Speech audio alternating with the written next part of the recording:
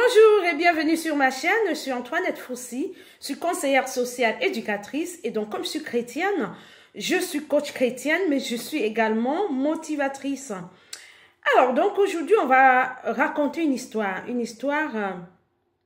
qui fait effectivement voir les conséquences de la vie sans le Seigneur, de la vie loin de Dieu. C'est une histoire vraie, une histoire de deux personnes que je connais particulièrement la dame.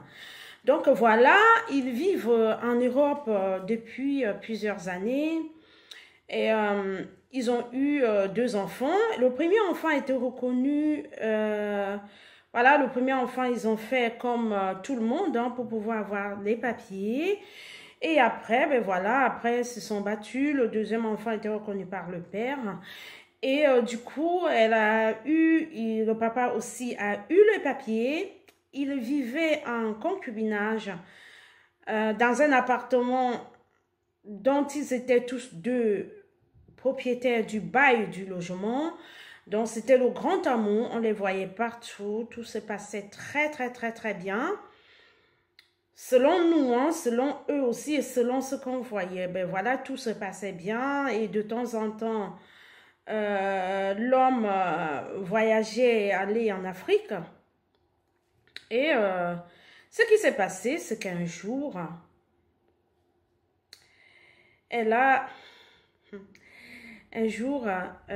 son mari est allé en Afrique et il est revenu deux jours avant. Elle ne savait pas. Elle savait pas. Elle attendait le jour. Elle attendait en fait le jour qu'il lui avait donné. Était 2 jours après son arrivée en France, c'est-à-dire, donc il est venu 2 jours avant sa date prévue, sa date reconnue par sa concubine, et donc il est allé les 2 jours là, il a passé chez une autre femme en France, comme ça, c'était en France, il a passé chez une autre femme. Alors après, elle attendait que voilà qu'il appelle pour lui dire je suis arrivée. Ouais, que je quitte, je vais arriver à l'aéroport à telle heure, qu'elle aille le chercher. Mais non, il s'est tout simplement présenté à la maison. Elle a dit, mais comment tu as fait? Elle a dit, non, je ne voulais pas te déranger. Et le jour où elle a su cela, elle a su qu'il était parti du pays 2 jours avant. Et elle était vraiment en colère. Elle lui a posé la question. Il a dit, bon voilà, il a raconté tout ce qu'il pouvait raconter. Mais en menant ses enquêtes, a découvert qu'il avait une autre copine. Et dans sa colère, elle a essayé de s'énerver, de se fâcher, de manifester sa colère. Et il lui a dit, de toute façon, nous ne sommes pas mariés, nous vivons ensemble, mais on n'est pas mariés. Donc, voilà, elle a dit, bon, dans ce cas, tu penses que c'est parce qu'on n'est pas marié que tu fais comme ça, tu te comportes comme ça, il va falloir qu'on se sépare. Alors, ce qui se passe, c'est que entre-temps, il essaie de demander des excuses, dit qu'il ne sait pas ce qui lui est arrivé. Bon, le blabla, tout ce qui se passe avec les hommes du monde ou les femmes du monde quand elles commettent des choses insupportables, voilà, ils vont trouver des raisons pour demander pardon, pour se faire pardonner. Donc, voilà, elle a pardonné, tout recommence. De toute façon, entre-temps, quand elle était fâchés, en colère, ils étaient toujours dans la même maison parce que l'appartement les appartient à deux, ils sont tous deux propriétaires de leur bail, ils ont tout à leurs deux noms. Et entre-temps, donc comme il lui a dit, voilà, bon, voilà, il lui a dit, il faut que tu me pardonnes, que on va recommencer à zéro, c'est des choses qui arrivent, vraiment, je me suis laissé emporter, voilà. Il a raconté des tas de trucs, c'est le diable, c'est machin, voilà. Bon, elle a pardonné, elle a eu un cœur maternel, elle a pardonné, les relations du couple sont reparties à zéro. Et ce qui s'est passé, c'est que pour montrer donc à la dame qu'il était sérieux, il a décidé de dire à la dame, allons signer le PACS. Je ne sais pas si vous connaissez ce que c'est que le PACS. Le PACS, le pacte, Excusez-moi l'explication. En tout cas, Pars, je vais vous laisser tout à l'heure la définition en bas. Je suis tellement émue que voilà, les mots me manquent. Je vais vous laisser la définition du Pars en bas. En fait, c'est une forme de reconnaissance de vie commune. Et cela se passe dans un tribunal. Le Pars, on le délivre dans un tribunal. Deux personnes partent, deux personnes qui décident de vivre ensemble en communauté de vie vont voilà, se déclarer et prendre un rendez-vous au tribunal et signent un Pars avec deux témoins. Ah, donc, c'est ce qui s'est passé. Donc, du coup, il a signé le Pars donc, pour montrer à la dame que voilà, il était devenu sérieux et qu'il n'allait plus commettre de telles erreurs. Donc, ils ont signé le Pars, ils ont même fait une fête. Et moi, à ma connaissance, je me suis dit, mais c'est bête, hein? Vous ne pouvez pas vivre des années, avoir tout ce que vous avez eu en commun, pendant des années, des enfants, beaucoup de choses en commun, et aller signer le Pars, ce n'est pas possible. Pourquoi pas le mariage? Bon, il a expliqué que, la dame a expliqué que la procédure du Pars étant courte et que pour le mariage, il va falloir beaucoup de documents. Ils ont préféré faire le Pars et après feront le mariage. C'est comme si le Pars était une forme de fiançailles. Je ne comprends pas, alors que dans leur cas, ils n'ont plus besoin de fiançailles. Alors, chemin faisant, les jours passent, ils vivent le même amour au regard de tout le monde, l'amour que tout le monde voyait auparavant, unis, soudés, amoureux, couple amoureux. Voilà, ça continue. Et un jour, monsieur dit à madame, je vais me rendre en Afrique. Je vais me rendre en Afrique parce que j'ai des choses à réaliser, notamment par rapport à notre appartement qu'on devait construire. Je vais aller faire un devis et je vais revenir et tout et tout. Et du coup, elle dit OK. Elle dit OK. Et elle prépare le voyage avec lui. Elle prépare le voyage du monsieur avec lui. Ils achètent tout. Ils achètent des trucs. Ils achètent des choses. Et entre-temps, il a acheté une robe. Il a acheté une robe. Il a dit que sa sœur lui avait passé la commande d'une robe pour sa copine, une robe de mariée, pour sa copine. Et voilà, il a acheté une robe. Et comme le diable fait ces choses et que Dieu aussi essaie de faire en arrière pour montrer comment sont les hommes, comment est le cœur de l'homme. Donc voilà, il a acheté la robe de mariée, disant que c'était la commande de sa sœur pour sa copine. Et entre-temps, il a aussi acheté des alliances. Mais la dame a trouvé ça bizarre. Et du coup, elle lui a dit, essaye de m'expliquer parce que je ne comprends pas. Et ta soeur a passé toutes ses commandes. En même temps, ta soeur m'a aussi demandé de lui acheter des trucs. Mais pourquoi elle me demande à moi d'acheter certaines choses et pour sa copine, elle te demande à toi d'acheter?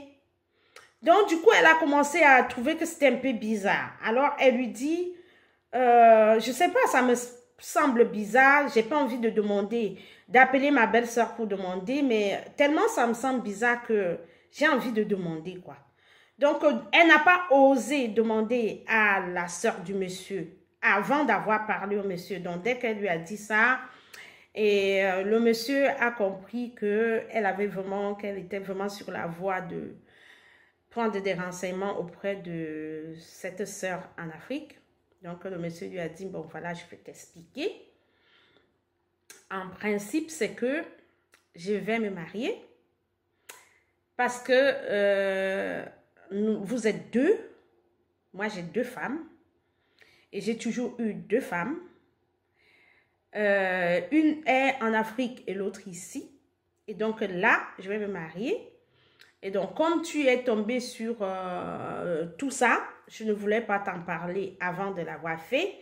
En fait, je me suis dit, étant donné qu'ici, nous avons signé le Pars et que ça nous permet de vivre ensemble, je me suis dit, pourquoi ne pas donner la chance à celle qui est restée en Afrique? Donc, je m'en vais signer l'acte de mariage. Je me suis dit, si je te dis avant, tu vas pas être d'accord et peut-être je vais pas le réaliser.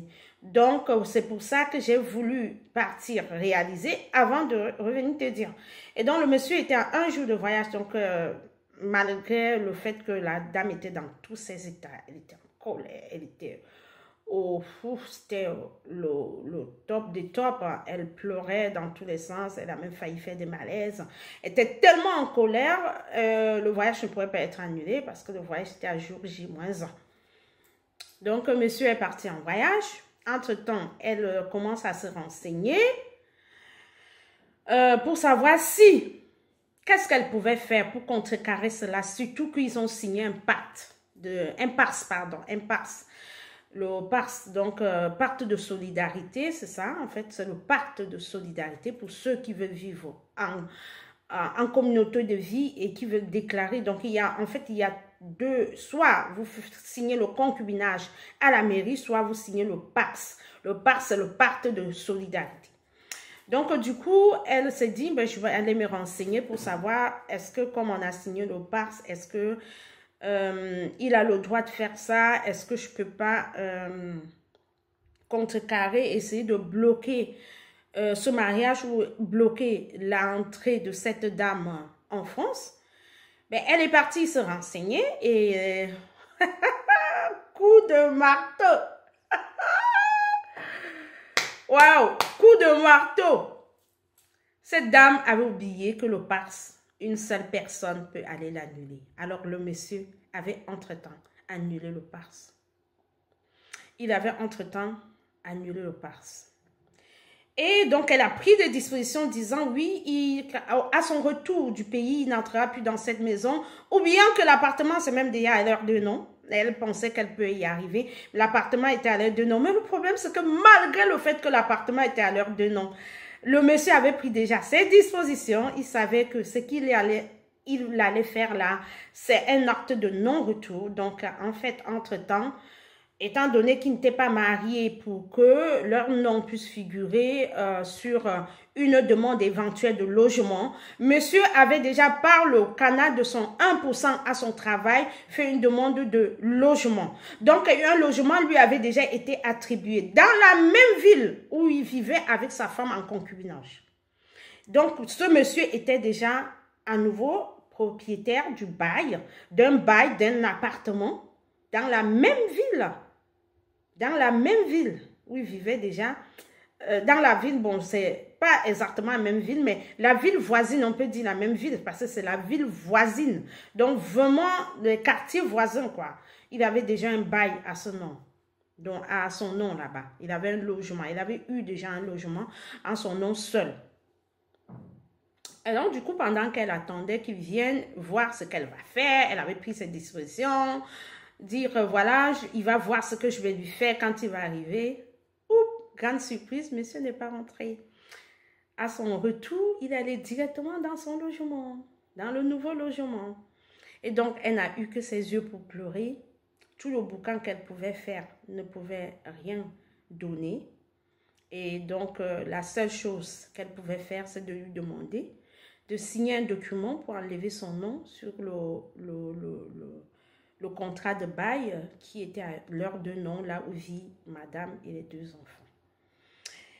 Et donc, voilà un peu, c'est vrai, quand j'ai connu cette histoire, j'ai demandé à Adam, mais il t'avait déjà fait un coup une première fois.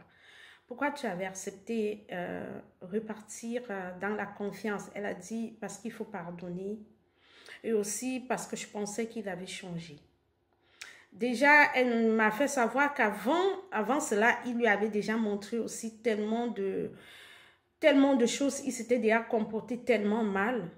Mais à chaque fois, il demandait pardon. Il demandait pardon et il revenait. Il demandait pardon et il promettait de changer. Donc, c'est pour vous dire que la vie, loin de Dieu, c'est l'enfer. Parce que, imaginez un peu l'enfer que cette dame a vécu. C'est l'enfer.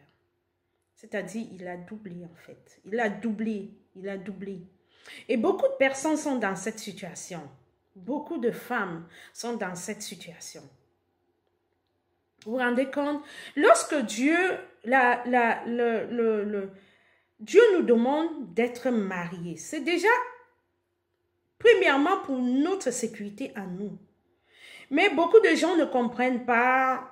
Parfois, on pense que c'est réprimant, que c'est une sanction, que c'est, je ne sais pas, que c'est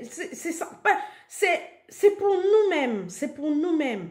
C'est pour nous-mêmes. Si cette dame avait pris la décision de demander à ce monsieur, il faut absolument qu'on se marie légalement, il n'allait pas avoir cette possibilité de monter ce coup derrière elle. Il pouvait peut-être commettre un autre acte, mais pas celui d'aller se marier. Pas celui d'aller se marier. C'est quoi le Pax? Ça sert à quoi? Le Pax, c'est pas un mariage. Non, le Pax, c'est pas un mariage. Et le concubinage aussi, même si c'est signé à la mairie, parce que le concubinage, c'est pareil. Vous allez avec 2 témoins, vous signez un concubinage à la mairie, et c'est un acte qui est reconnu pour des démarches et tout, pour prouver que vous vivez ensemble, mais ce n'est pas le mariage. Non, c'est pas le mariage reste le mariage. La célébration d'un mariage donne à l'homme et la femme la légitimité d'un couple, légitime au regard de la loi, légitime aussi devant Dieu. Quand le mariage est célébré légitimement, même devant Dieu aussi il est légitime. Et donc nous commettons beaucoup d'erreurs, beaucoup d'erreurs. Beaucoup de gens se retrouvent dans cette situation-là. Parce qu'on pense que oui, parce qu'on l'aime, on va vivre avec lui comme ça. Et parfois, on se donne des excuses pour éviter de voir la réalité. Parfois, on se culpabilise même lorsque cela n'est pas réalisé. Il suffit tout simplement de prendre une décision et de dire à cet homme qui veut vivre avec toi pendant longtemps que je veux qu'on se marie. Je veux qu'on signe, qu'on légalise notre couple. Je veux. Et si à jamais tu proposes cela à un homme et il ne cède pas, alors qu'on vivait déjà ensemble, c'est que cet homme ne t'aime pas. C'est que cet homme ne t'aime pas. Donc voilà. Et tous ceux qui sont chrétiens, qui ont la crainte de Dieu, ne vont pas vouloir vivre sans être mariés. Ils ne vont pas vouloir. Ils peuvent commettre peut-être une petite erreur. Ça peut arriver, comme à tout le monde, de commettre une erreur, de céder dans une relation d'homme et femme sans être mariés. Mais les chrétiens ne vont pas aller loin. Ils vont à un moment donné arrêter et dire, voilà, il faut absolument qu'on légalise pour être clair avec Dieu. C'est comme ça. Et ça vous évite de vous retrouver dans des situations pareilles. Il y a beaucoup de personnes certainement qui sont trouvées dans des situations pareilles. Donc, si vous avez vécu une situation pareille, si vous avez aussi entendu parler de quelque chose pareil, partagez-nous cette expérience en laissant un commentaire en bas et surtout abonnez-vous. Et je reviens vers vous avec beaucoup d'autres histoires, parfois même, et quelquefois même la mienne. Je reviens vers vous avec beaucoup d'histoires, mais sachez que je suis une personne forte parce que je motive les gens. Je suis conseillère sociale depuis 15 ans, donc du coup, je connais tellement des histoires, j'ai vécu moi-même des choses, j'ai accompagné des gens avec des situations très très difficiles. Je les ai aidés à trouver des solutions et je suis aussi chrétienne depuis pas mal de temps, donc du coup, voilà, j'ai cette possibilité de pouvoir non seulement coacher dans la vie de tous les jours les gens par rapport à mon expérience professionnelle, mais aussi coacher les gens spirituellement par rapport à mon expérience spirituelle. Donc, voilà. Que Dieu vous bénisse et abonnez-vous, partagez la vidéo et restez connectés sur ma chaîne. Et à très bientôt.